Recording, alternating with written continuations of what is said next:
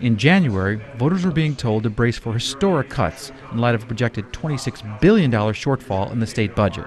When the May revise capturing April's tax receipts came out, however, voters were told the good news that revenues were up much higher than projected, $6.6 billion higher, and that, combined with earlier cuts, the projected deficit was reduced to only $9.6 billion. To some, that meant that the looming crisis had been averted, at least temporarily. The dilemma is part of a familiar pattern in California, where the state relies heavily on income taxes that go up and down with the economy. And when the economy starts to rebound and tax receipts pour in, the budget crisis is quickly forgotten. Will this year be any different?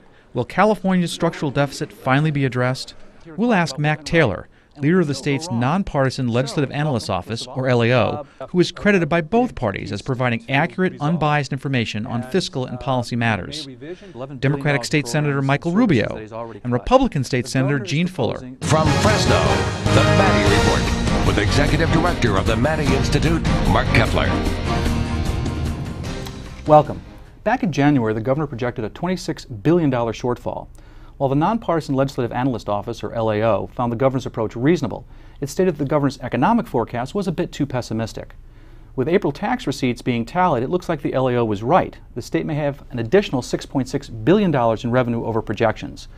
Mac Taylor is the head of the California's Legislative Analyst Office, is here to talk about what went right and what could still go wrong. So, welcome, first of all. Problem solved? We wish. We had that $26.6 billion problem, and the legislature and the governor took action already back in February to address a good chunk of that. We got about half of it solved, primarily through expenditure reductions, but also some fund transfers and other steps. But that still left a big piece to resolve. And when the May revision came out, we had more revenues that came in. The economy, particularly in California, is doing better than we thought. So over the 2-year period, the current fiscal year and the coming fiscal year, the governor's estimating that we have about $6.5 billion in additional revenue. So now the question is, how do we close out the remaining gap that we have, which the governor estimates at about $10 billion? Okay. Is there something about California's tax system that makes predicting revenues so difficult? Well, there is. I mean, first of all, when you're forecasting revenues, you have to forecast the economy. And our office has updated our forecast as well as the governor's in the May revision. And we are doing a little bit better than we thought back in February. Job growth is better than we forecast. Personal income is better. But that's a good news, because if obviously the economy is doing better, typically you have more revenues. But we do have a problem that even if we can forecast the economy, we can't forecast capital gains. These are, when people realize their gains that they've realized in the stock market. And the stock market's gone up pretty dramatically. The stock market has done well in the last year. And so it's one of those behavioral things that's much harder to forecast. Well, let me ask you this. If capital gains is a big part of the equation here, of the receipts, the stock market's gone up pretty dramatically over the last year. Do you need those same increases going forward to get those same kind of capital gains revenues? Not necessarily, and I think that's what makes it hard to know, because you could flatten out, and let's say we're at 12,000 or 13,000 in the stock market, but you could still have people realizing gains, and depending on their own particular situation, did they have losses to offset them, or did they just have gains? You may not need additional growth in the markets to still get a good chunk of gains. So that's what makes it so difficult, Mark. It's hard to know how much of those things will continue in the next year.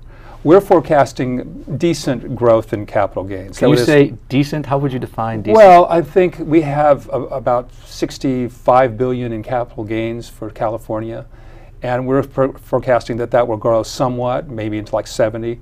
And so not huge gains, but that we're forecasting the market to do well, and that we will have a good amount of gains in the next year. So we're seeing the growth as being at least continuing on for the foreseeable future. But if the gains were employment gains, that would be a little more stable than capital gains? Absolutely, because you're going to get your withholding off of the new job growth, and it does tend to be much more stable. So we're forecasting both. Now, what is your forecast on unemployment? employment? Well, yeah, we actually forecast more the number of jobs. It's more important than the unemployment figure, which I know has a lot more meaning to people. And we're forecasting that growth in 2011, we're going to have a 1.6% increase in the number of jobs. I mean, that sound like a whole lot, but after losing over, 1 million jobs, or 10% of our jobs, 1.5 million, it's nice to see it work the other way. So 1.6 is the number you're looking at? 1.6% growth in the number of jobs 2010 or 2011. And I think I've seen the national level is about 1.3 last time I looked. We're doing a little better. So we're doing a little now. better than that. We're doing a little better now. In part, that's because we had done so poorly. We had It's all where you start. It's all where you start, and when you're down as far as we were in our job loss, you don't need much to have a good percentage change. But we're just glad to see that we are improving. We're still forecasting a modest economic recovery.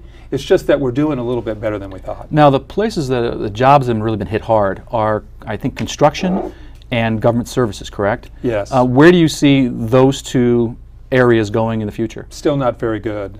We have an overhang problem in housing, both in the commercial and residential. So we're not forecasting a real upturn in permits. Some growth, but we're nowhere near the levels we were pre-recession. So we don't see a lot of boom, or a lot of benefit in our numbers from the construction industry, and government may actually be negative in the foreseeable future as local governments and the state continue to pare some jobs.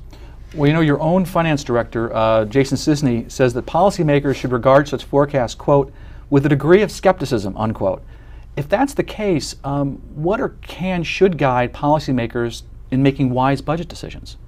Well, I think there's some basic tenets that apply to governments just as they apply to families. When you incur an expense, pay for it.